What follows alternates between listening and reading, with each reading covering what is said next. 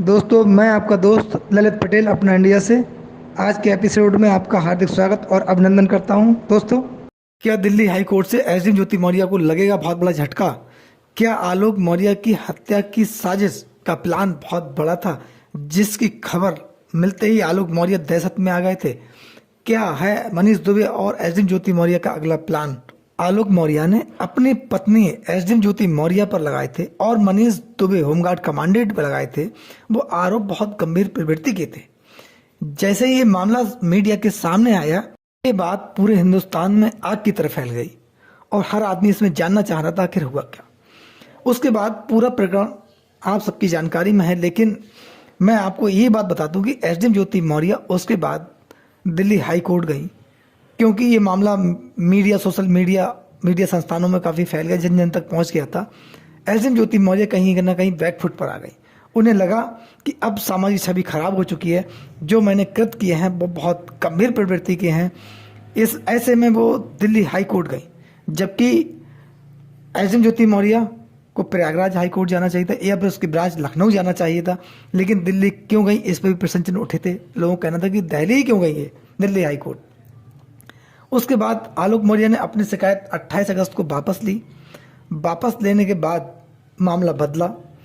जो शिकायत की थी आलोक मौर्य ने, उसमें कहीं ना कहीं मनीष दुबे, एसडीएम ज्योति मौर्य और अन्य अधिकारी फंसने वाले थे। उन्हें इस मामले को ब्यूरोक्रेट्स के द्वारा जो मैनेज किया गया, ऐसा कहना है लोगों का। फिर उसके बाद एसडीएम ज्योति मौर्य ने राहत की सांस दी, लेकिन इससे पहले एसडीएम ज्योति मौर्य दिल्ली हाई कोर्ट जा चुकी थी और उन्होंने हाई कोर्ट से ये अर्जी लगाई कि मेरे खिलाफ जो मीम्स हैं, फेक न्यूज़ हैं या तमाम जो फिल्म्स बनी हैं, इन पर रोक लगाई जाए, क्योंकि यहाँ पर मेरा निजी जीवन जो है वो भंग हो रहा है, निजता भंग हो रही है, प्राइवेसी भंग हो रही है। इसको रोका जाए तत्काल, और रोका ही नहीं जाए बल्कि हटाया जाए, ये लगाया।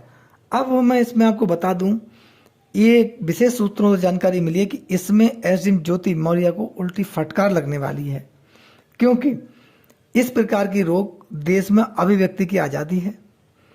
कोई भड़काऊ बात कहना अलग चीज़ होती है, लेकिन किसी विषय पर लेकर अगर तमाम मीडियाज ने या फिर काफ़ी ऐसी मूवीज़ बनी है, क्योंकि एसडीएम ज्योति मौर्य की वजह से देश के प्रत्येक व्यक्ति को ये जानने की जरूरत पड़ी आखिर ऐसा मामला हुआ क्यों। क्योंकि वो एक संवैधानिक पद पर बैठी हुई अधिकारी थी, उनके द्वारा जो कृत किया गया, इससे देश के आम जन पर भी असर पड़ा और काफ़ी महिलाएं इससे प्रभावित हुई। ये भी मीडिया में काफ़ी आया और आपने देखा कि लोगों की जो शिक्षा अध्ययन चल रहा था वो रुक गया, पतियों के द्वारा वापस बुला लिया गया, बेटियों को वापस बुला लिया गया। ऐसे में एसडीएम ज्योति मौर्य के कहे अनुसार रोक लगा देना ये असंभव है, बिल्कुल असंभव है। एसडीएम ज्योति मौर्य को लग रहा है कि हाई कोर्ट से मुझे कोई रिलीफ नहीं मिलने वाला है। अब ऐसी जानकारी आई कि एसडीएम ज्योति मौर्य हाई कोर्ट में जो उन्होंने अपनी याचिका दायर की थी उसको वापस लेने की तैयारी में है, कि कहीं ना कहीं इसको वापस ले लिया जाए और हाई कोर्ट की फटकार से बचा जाए। ये ऐसा जानकारी में आया है। एसडीएम ज्योति मौर्य ने इस मामले में अभी तक हियरिंग पर अपनी फाइल नहीं लगाई है दोबारा। तो एसडीएम ज्योति मौर्य को ये महसूस हो गया है कि मैंने जो दिल्ली हाई कोर्ट में रिट दायर की वो कहीं ना कहीं गलत की, उसका बेस जो था वो गलत था, मुझे उस बेस पर नहीं जाना चाहिए था, बल्कि जो मेरे ऊपर आरोप लगे हैं उनका डट कर सामना करना चाहिए था, बहुत ही डट कर सामना करना चाहिए था।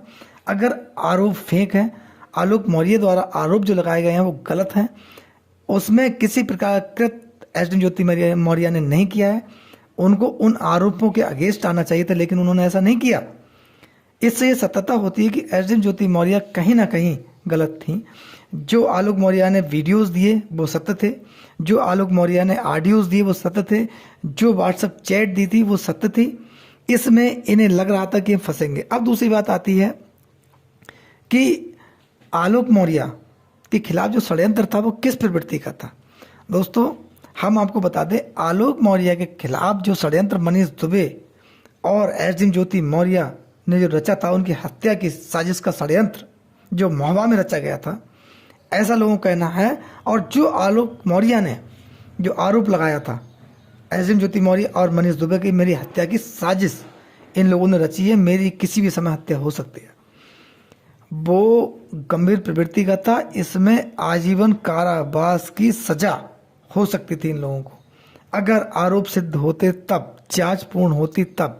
दूसरी बात, एसडीएम ज्योति मौर्य पर गंभीर आरोप एक और था, भ्रष्टाचार का आरोप, अवैध धन वसूली का आरोप। इसमें भी एसडीएम ज्योति मौर्य को आजीवन कारावास या फिर 10 साल तक की सजा हो सकती थी और पनिशमेंट भी हो सकता था अगर ये आरोप सिद्ध होते उसके बाद। लेकिन इसमें आलोक मौर्य ने कहीं ना कहीं प्रार्थना पत्र वापस लिया। किस कारण वापस लिया, लास्ट वीडियो मैंने आपको बताया था। इसमें एसडीएम ज्योति मौर्य जो है वो बच गई। लेकिन यहाँ पर एक प्रश्न उठता है, क्या आलोक मौर्य की अब जान को कोई खतरा नहीं है? क्या आलोक मौर्य अब पूर्ण रूप से सुरक्षित है? क्या एसडीएम ज्योति मौर्य और मनीष दुबे अब किसी प्रकार की कोई घटना को अंजाम नहीं देंगे, या अब इनका मामला आपस में सुलझ गया है? तीनों एक मंच पर आ चुके हैं, तीनों की एक ही जैसी बात है, ऐसी कोई जानकारी में बात आई है? मैं आपको बता रहा हूँ। थोड़ी सी जानकारी ये है कि इसमें आलोक मौर्य अलग हैं। उन्होंने, उनका किस प्रकार समझौता हुआ है, चाहे परिवार को लेकर हुआ है, बहुत बड़ी डील हुई है या दबाव है, वो चीज़ अलग है। लेकिन आलोक मौर्य अलग है इसमें, क्योंकि आलोक मौर्य ने शिकायती प्रार्थना पत्र वापस लिया, लेकिन एसडीएम ज्योति मौर्य की तरफ से कोई भी अर्जी न्यायालय के समक्ष नहीं गई है कि मैं आलोक मौर्य पर जो मैंने 2 मुकदमे लिखवाए थे, आईटी एक्ट और दहेज उत्पीड़न का, वह मुकदमे वापस नहीं लिए और आलोक मौर्य पर अब तक वो मुकदमे चल रहे हैं जिनका सामना आलोक मौर्य को करना पड़ रहा है। लेकिन एसडीएम ज्योति मौर्य के द्वारा कोई पहल भी नहीं की गई है। ऐसे में उनके बच्चों के बारे में लोग जानना चाहते हैं कि बच्चों की क्या स्थिति है, बच्चे किसके पास हैं, किस पोजीशन में। अब तक बच्चे एसडीएम ज्योति मौर्य के पास हैं, आलोक मौर्य के पास नहीं है, और आलोक मौर्य को निश्चित समय में मिलने दिया जाता है, ये भी जानकारी में है।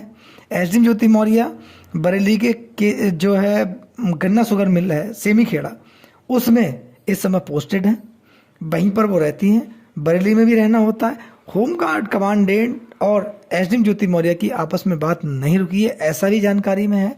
ये लोग अभी भी एक दूसरे के टच में हैं, जानकारी में हैं, और इनकी बात आपस में होती रहती है, चाहे वो अपने आप को प्रशासनिक अधिकारी की दृष्टि से करते हैं, चाहे वो जो आलोक मौर्य ने आरोप लगाए थे उस दृष्टि से करते हैं। लेकिन इनकी बात है। अब अगला इनका कदम क्या होगा? अगला कदम ये है, जानकारी में है थोड़ा, कि कहीं ना कहीं एसडीएम ज्योति मौर्य आलोक मौर्य के साथ रहने को बिल्कुल तैयार नहीं है। उन्होंने आलोक मौर्य से दूरी बना ली है। आलोक मौर्य और एसडीएम ज्योति मौर्य के बीच में दूरी रहेगी। ये कभी एक साथ आने को तैयार नहीं है, एक छत पर रहने को तैयार नहीं है। उसमें आलोक मौर्य तो प्रयासरत हैं कि ज्योति मौर्य मेरे साथ रहें और हमारा परिवार एक हो जाए, लेकिन एसडीएम ज्योति मौर्य इससे बिल्कुल सहमत नहीं है। अब ये मनीष दुबे के साथ जाएंगी या नहीं जाएंगी, ये कहना बहुत मुश्किल है, क्योंकि मनीष दुबे को भी ये महसूस हो गया है। पर आरोप एक महिला होमगार्ड ने लगाए थे जो मृतक आश्रित में थी, और वो आरोपों की पुष्टि हुई थी, जांच अधिकारी ने जांच में सत्यता पाई थी, लेकिन उनके खिलाफ कोई कार्रवाई नहीं हुई। इससे लोग आहत हैं। तो कहीं ना कहीं मनीष दुबे तो पहले से डिफॉल्टेड है। ऐसे में ज्योति मौर्य भी आसमान पर जो उड़ रही थी वो फर्श पर गिर चुकी हैं, उनका सामाजिक स्तर डाउन हो चुका है। ऐसे में मनीष दुबे कोई जोखिम उठाने के मूड में नहीं है, क्योंकि ये दोनों अधिकारी आलोक मौर्य की वजह से जेल जाते जाते बचे हैं। इस मामले में आपका क्या कहना है, आपकी क्या राय है, कमेंट्स बॉक्स में हमें ज़रूर बताएं। आपके लाइक्स हमारे लिए प्रोत्साहन का काम करते हैं। आपके प्यार और सहयोग के लिए धन्यवाद। नमस्कार, जय हिंद, जय भारत।